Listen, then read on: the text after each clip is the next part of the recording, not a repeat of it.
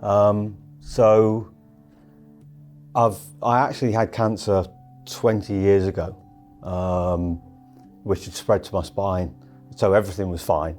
I had chemotherapy and gone through all of that. And then, strangely, I had a small tear on my tongue. Saw my dentist.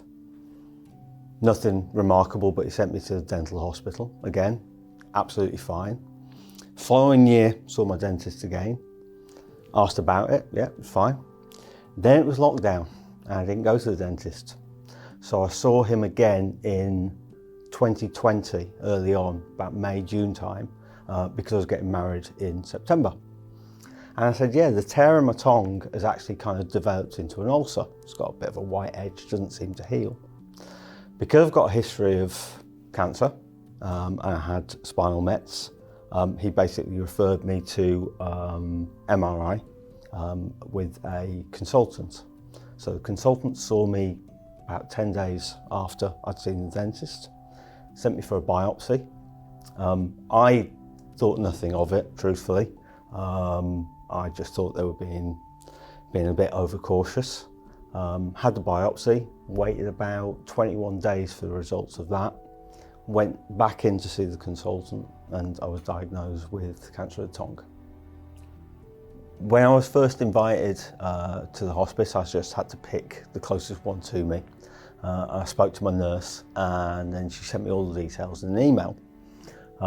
So then talking to friends and family about kind of my aftercare treatment and what was going on with me, I raised that I was going to St Anne's Hospice. And I didn't realise that hospices are, the connotation is it's care for terminal illnesses, and it's basically end-of-life treatment. So yeah, that was a bit of a shock to me. And obviously then your appointment's in 2-3 weeks and you start thinking, what hasn't the doctor told me? But then coming on site, I realised that no, they deliver lots of different aspects of care. And the care that they deliver, it's a holistic approach, and it's every part of the care that you would expect from the NHS. And when I first came on site, I thought this was part of the NHS. It was funded by the NHS, not realising that they actually needed to raise 20k a day to keep it running. It was only part funded, and primarily it's funded through donations of companies and individuals, which is absolutely incredible. It wasn't just treatment from a lymphedema, and that was it. It was a conversation, it was knowledge, it was understanding of what was going on. It was treatment. It was also then the aftercare of, if you purchase this, it might help you. You can look into this, and this will basically make things easier for you. At the same time, basically they've removed the muscle in my left arm. I'm having troubles with my left shoulder, changing gears. And while I was there, I was talking about it with the nurse, and so they then got the physiotherapist who was on site, who came and saw me, and basically did an assessment. He's given me some exercises, and it's that holistic care which everyone needs when they're at a certain point in their treatment, and you kind of think you're going to get it from other avenues, but you don't. Like I said, it's 12 weeks.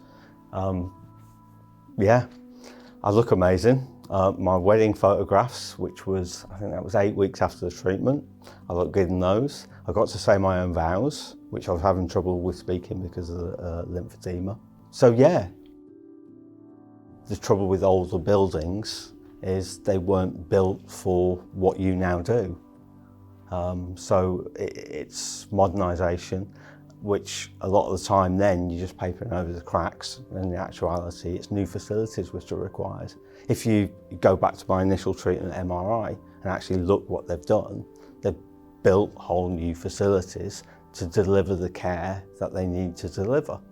And unfortunately that's the way healthcare is going. It has to be fit for purpose. When I was at MRI, when they took me to the head and neck ward, it wasn't the award system it was a private room with a private bathroom with a view, and yeah, it does amazing things for you. You feel looked after, and you've got a privacy. You've got time where you can spend with people and talk with people, rather than a ward which is kind of open and bustling and people knocking around.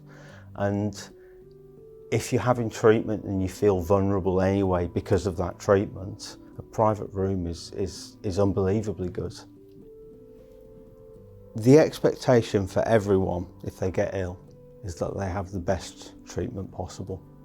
And St Anne's is part of the best treatment possible. And God forbid anything bad happens to you or your family, but that's the care that you expect. So realistically, fund that care and it won't go away.